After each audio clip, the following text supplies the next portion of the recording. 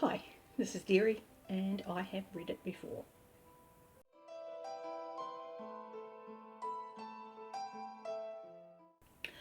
Today I'm going to continue my Realm of the Elderlings overview and complete talking about the saga as a whole. And that will probably do me until my next Realm of the Elderlings video, where I'll start talking about the individual books. So what's left? I spoke about the first three trilogies last time, so that was Farseer, Live Ships and the Tawny Man. That leaves us with two, and they're the unexpected two. The story, and anyone who has read the first three will tell you, the story after those three sets of books is complete. It comes to a beautiful conclusion, it's incredibly satisfying, and if you never read past that, you're going to have a beautiful experience. The fact that there's more story to come doesn't change how amazing that ending is. Rain Wilds puts quite a lot of people off completing the series, and that's really sad because they're leaving it on a low note. And it is very much an unexpected arc. This is a story that was complete at the end of Tawny Man. And this completion of Fitz's story is both just phenomenally satisfying, because it answers questions you don't realise you still have from those first three series, and completes part of a story that we didn't realise was being told. And I don't know what the inspiration for it was. I simply believe that this is, much like one of the major plot lines in these final two series, an unexpected arc. This Rain Wilds gets a lot of bad press, and I've become somewhat of a Rain Wilds apologist. I haven't read it as often, as many times. I haven't read it as many times as I have the first three trilogies, not least because they were being published much later than when I started doing my annual rereads. And I don't always include them on those annual rereads.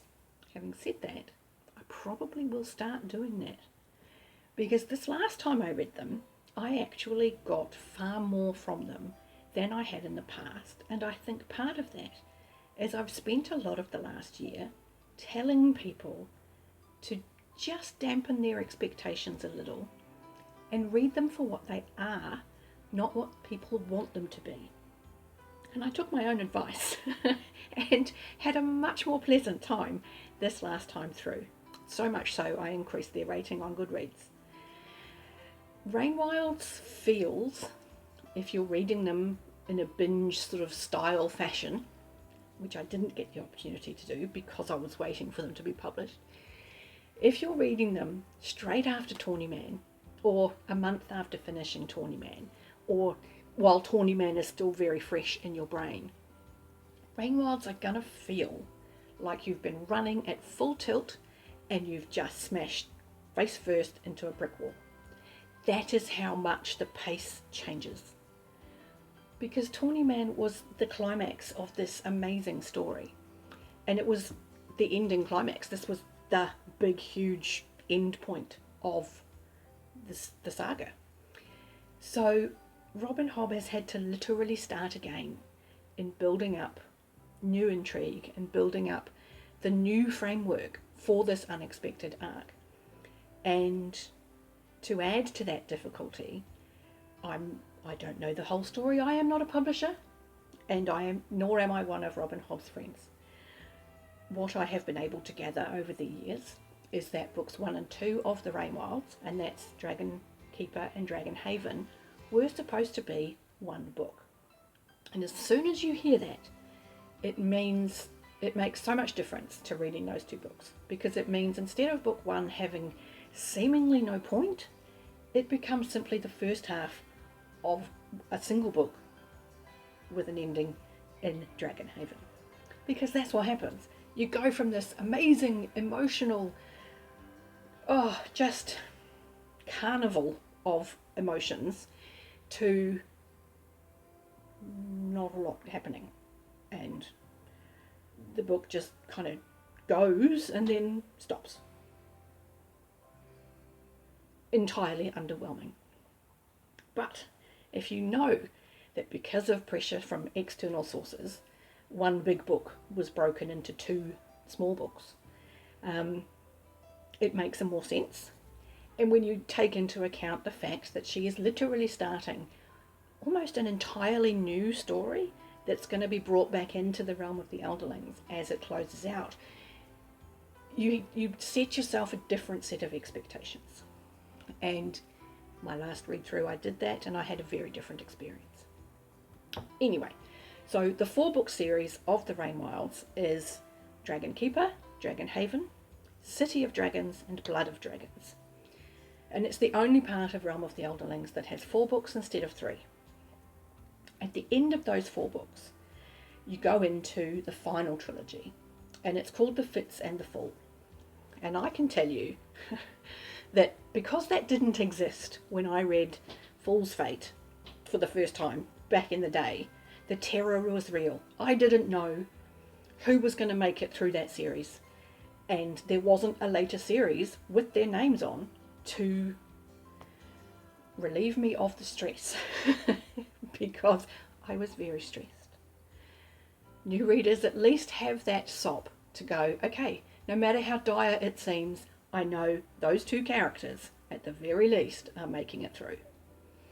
And I envy you that security of knowledge because that was a truly terrifying read the first time through. Again, that's not what we're here for. Fitz and the Fool, the completing trilogy of the saga is made up of Fool's Assassin, Fool's Quest, and Assassin's Fate. And Robin Hobb takes some risks, which is incredibly brave given how beloved Fitz has become to her readers in the intervening time. And so to change that even a little bit is a big risk. And this isn't a little change, it's a reasonably substantial one. For it to land as it does, for it to add such an important element to the story is inspired. And the 3 books genuinely complete the story.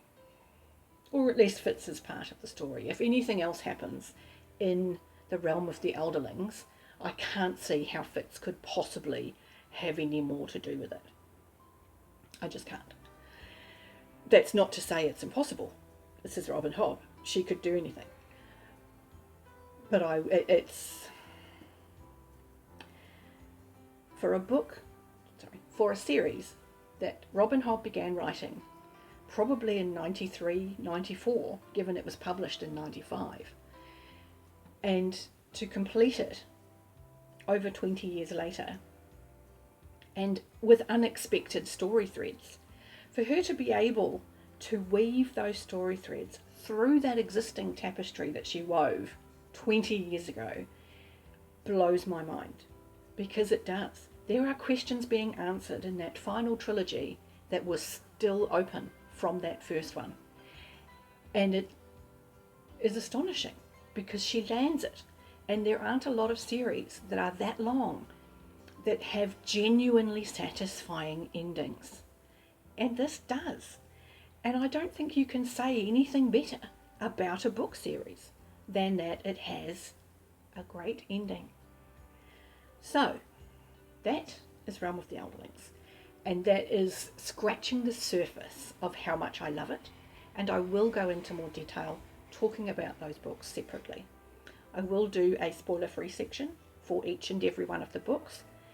Obviously, the further into the series I get, that section is going to get shorter and shorter because knowledge of the existing storyline is going to become more and more important.